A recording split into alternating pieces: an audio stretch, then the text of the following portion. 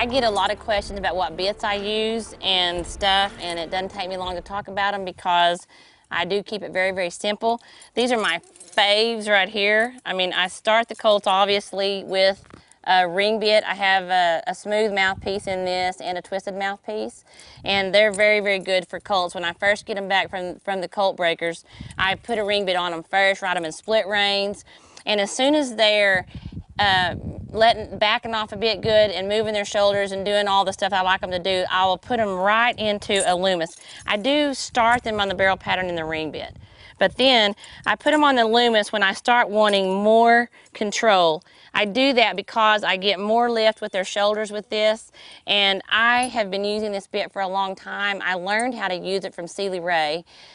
Years ago when I started running barrels, the people I looked up to were Celie Ray and Joyce Loomis, who is a legend in our business. She developed this bit. Celie learned how to use it very successfully, and I learned from them, and it is my favorite thing. I use it to lighten a horse's mouth up.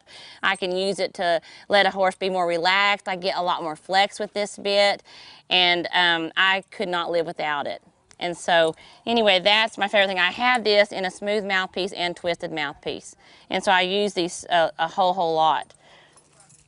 My next favorite bit, and the next in line of succession as the horses progress, is the Goose Tree Simplicity bit.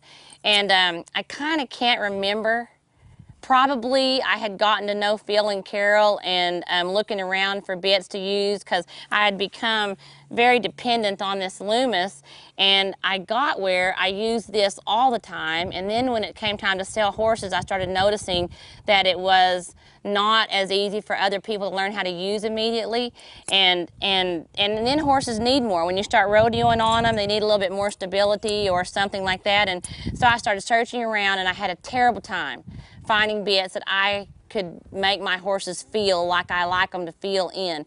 And finally, I got my hands on one of these, and I've been using it for years since then, and my horses, almost all of them, 80% of them, will go to this bit easily. And it's also a comfortable bit when other people buy the horses to ride in. My kids can ride in it, and it comes in several mouthpieces, which is very, very handy since all the horses' mouths can be different levels of sensitivity.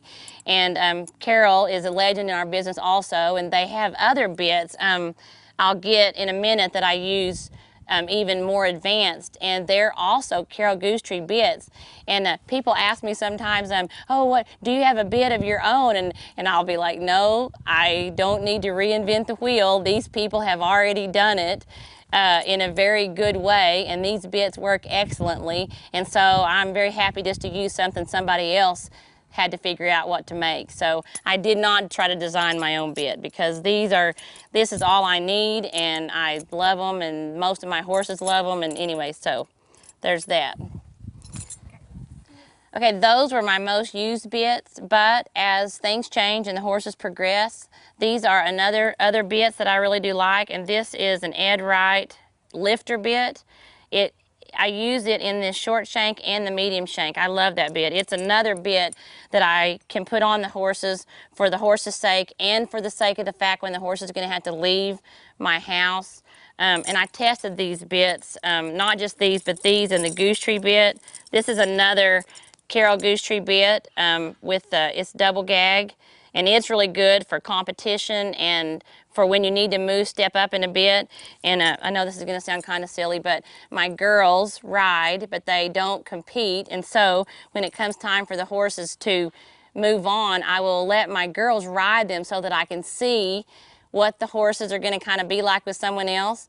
And over the years, I've tested these bits within my kids' hands so that I can see what bits were the easiest for someone to get used to using. And so that's how I came up with these.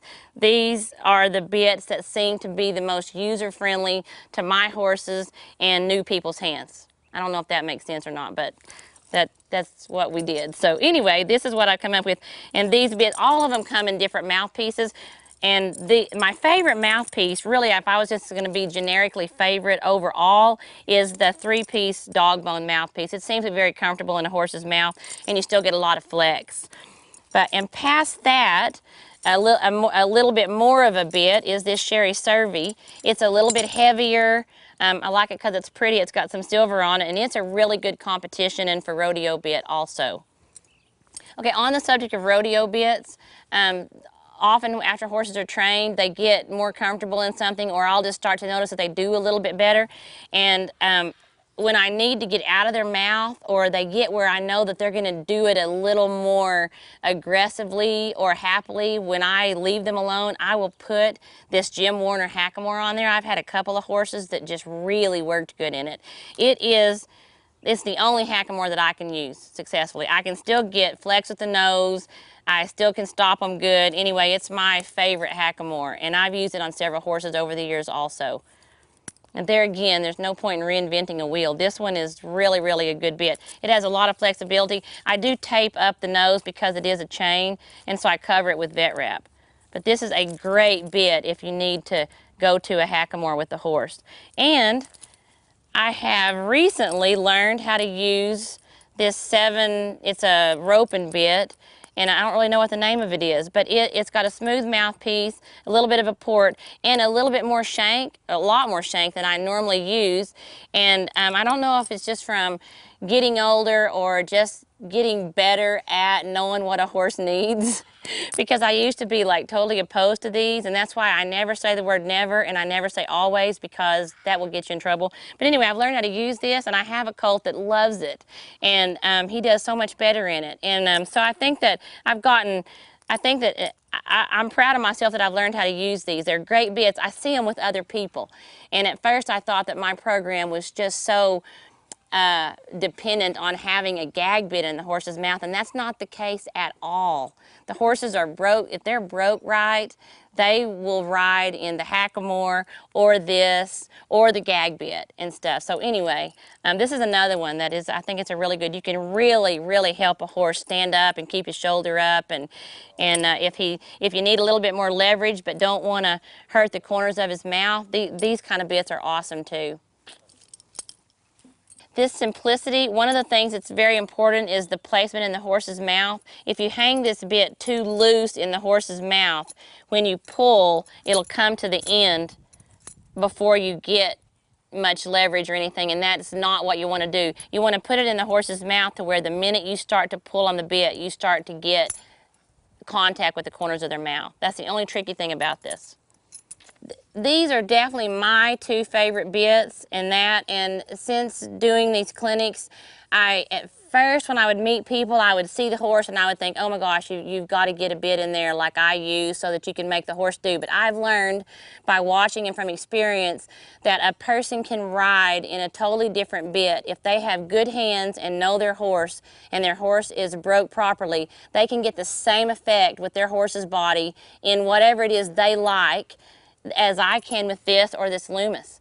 And I've seen it over and over. So bits are very important, but everybody has their preferences. Everybody has learned a different feel with their hand. And so as much as I like these, I think that there are other ways to get the same effect according to how you ride. I mean, you could make these into the most severe bit you put in one's mouth, or absolutely nothing in his mouth. And the same with the bits with the shank. It's just all in the feel, how well the colt is broke, and how good your hands are.